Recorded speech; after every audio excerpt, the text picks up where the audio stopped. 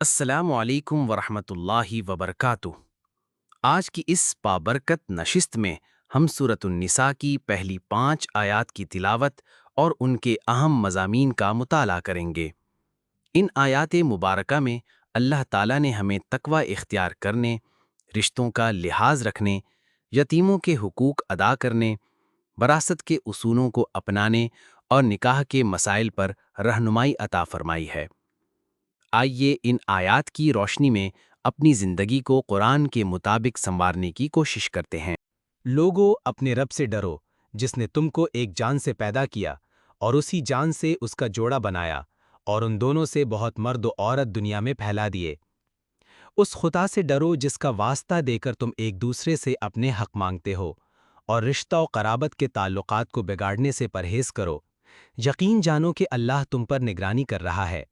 چونکہ آگے چل کر انسانوں کے باہمی حقوق بیان کرنے ہیں اور خصوصیت کے ساتھ خاندانی نظام کی بہتری و استواری کے لیے ضروری قوانین ارشاد فرمائے جانے والے ہیں، اس لیے تمہید اس طرح اٹھائی گئی کہ ایک طرف اللہ سے ڈرنے اور اس کی ناراضگی سے بچنے کی تاکید کی، اور دوسری طرف یہ بات ذہن نشین کرائی کہ تمام انسان ایک اصل سے ہیں اور ایک دوسرے کا خون و گوشت و پوست ہیں۔ تم کو ایک جان سے پیدا کیا، یعنی نوع انسانی کی تخلیق ابتداً ایک فرد سے کی۔ دوسری جگہ قرآن خود اس کی تشریح کرتا ہے کہ وہ پہلا انسان آدم تھا جس سے دنیا میں نسل انسانی پھیلی۔ اسی جان سے اس کا جوڑا بنایا۔ اس کی تفصیلی کیفیت ہمارے علم میں نہیں ہے۔ عام طور پر جو بات اہل تفسیر بیان کرتے ہیں اور جو بائبل میں بھی بیان کی گئی ہے وہ یہ ہے کہ آدم کی پسلی سے حوا کو پیدا کیا گیا۔ تلمود میں اور تفصیل کے ساتھ یہ بتایا گیا ہے کہ حضرت حوا کو حضرت آدم کی دائیں جانب کی 13ویں پسلی سے پیدا کیا گیا تھا، لیکن کتاب اللہ اس بارے میں خاموش ہے، اور جو حدیث اس کی تائید میں پیش کی جاتی ہے اس کا مفہوم وہ نہیں ہے جو لوگوں نے سمجھا ہے۔ لہٰذا بہتر ہے کہ بات کو اسی طرح مجمل رہنے دیا جائے جس طرح اللہ نے اسے مجمل رکھا ہے، اور اس کی تفصیلی کیفیت متعین کرنے میں وقت ضائع نہ کیا جائے۔ ترجمہ: یتیموں کے مال ان کو واپس دو، اچھے مال کو برے مال سے نہ بدل لو، اور ان کے مال اپنے مال کے ساتھ ملا کر نہ کھا جاؤ، یہ بہت بڑا گناہ ہے۔ تفسیر: یعنی جب تک وہ بچے ہیں ان کے مال انہی کے مفاد پر خرچ کرو، اور جب بڑے ہو جائیں تو جو ان کا حق ہے وہ انہیں واپس کر دو۔ سورۃ النساء 3۔ یہ جامع فقرہ ہے جس کا ایک مطلب یہ ہے کہ حلال کی کمائی کے بجائے حرام خوری نہ کرنے لگو، اور دوسرا مطلب یہ ہے کہ یتیموں کے اچھے مال کو اپنے برے مال سے نہ بدل لو۔ ترجمہ: اور اگر تم یتیموں کے ساتھ بے انصافی کرنے سے ڈرتے ہو تو جو عورتیں تم کو پسند آئیں ان میں سے 2-2، 3-3، 4-4 سے نکاح کر لو، لیکن اگر تمہیں اندیشہ ہو کہ ان کے ساتھ عدل نہ کر سکو گے تو پھر ایک ہی بیوی کرو یا ان عورتوں کو زوجیت میں لاؤ جو تمہارے قبضہ میں آئی ہیں۔ بے انصافی سے بچنے کے لیے یہ زیادہ قرین ثواب ہے۔ تفسیر: اس کے 3 مفہوم اہل تفسیر نے بیان کیے ہیں۔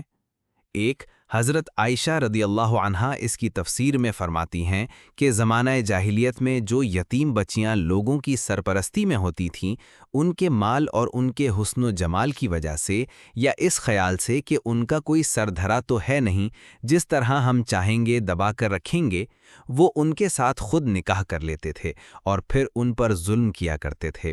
اس پر ارشاد ہوا کہ اگر تم کو اندیشہ ہو کہ یتیم لڑکیوں کے ساتھ انصاف نہ کر سکو گے تو دوسری عورتیں دنیا میں موجود ہیں، ان میں سے جو تمہیں پسند آئیں ان کے ساتھ نکاح کر لو۔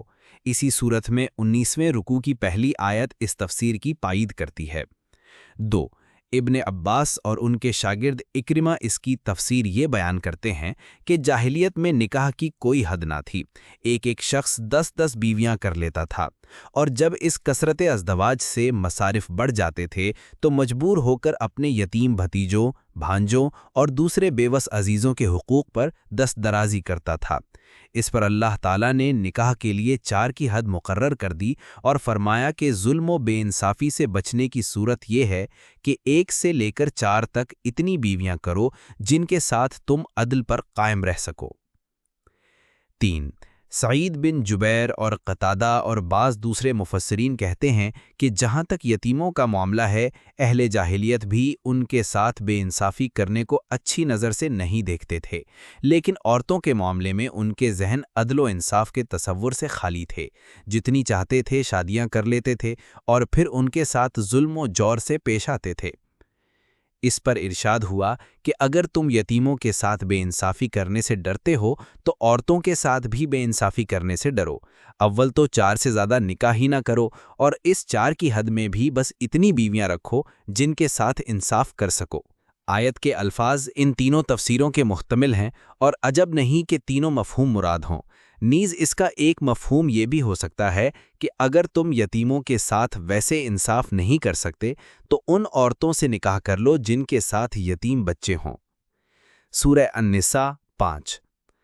اس بات پر فقہائے امت کا اجماع ہے کہ اس آیت کے روح سے تعدد ازدواج کو محدود کیا گیا ہے اور بیک وقت 4 سے زیادہ بیویاں رکھنے کو ممنوع کر دیا گیا ہے۔ روایات سے بھی اس کی تصدیق ہوتی ہے، چنانچہ احادیث میں آیا ہے کہ طائف کا رئیس غیلہ جب اسلام لایا تو اس کی 9 بیویاں تھیں۔ نبی اکرم صلی اللہ علیہ وسلم نے اسے حکم دیا کہ 4 بیویاں رکھ لے اور باقی کو چھوڑ دے۔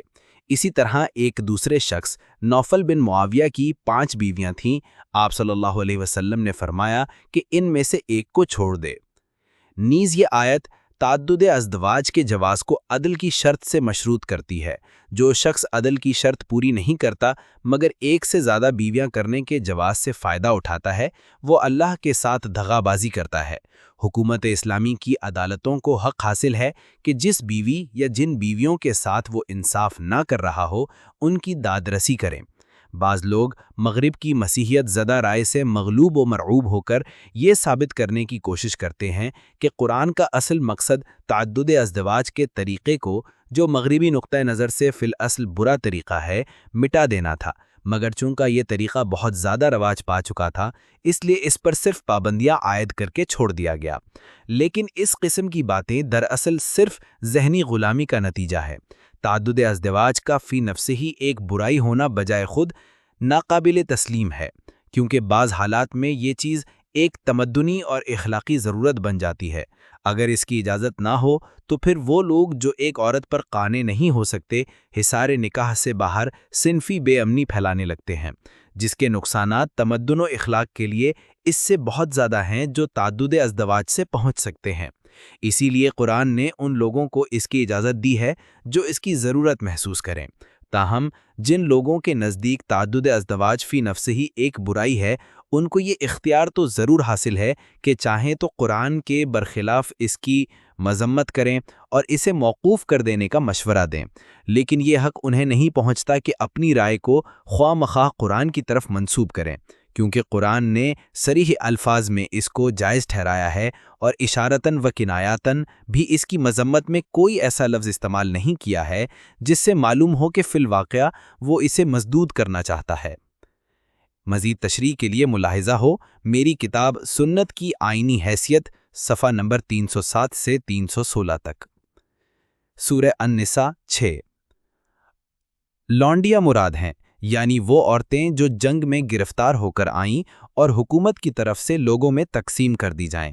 مطلب یہ ہے کہ اگر ایک آزاد خاندانی بیوی کا بار بھی برداشت نہ کر سکو تو پھر لونڈی سے نکاح کر لو، جیسا کہ رکوع 4 میں آگے آتا ہے، یا یہ کہ اگر تمہیں ایک سے زیادہ عورتوں کی ضرورت ہو اور آزاد خاندانی بیویوں کے درمیان عدل رکھنا تمہارے لیے مشکل ہو تو لونڈیوں کی طرف رجوع کرو، کیونکہ ان کی وجہ سے تم پر ذمہ داریوں کا بار نسبتاً کم پڑے گا۔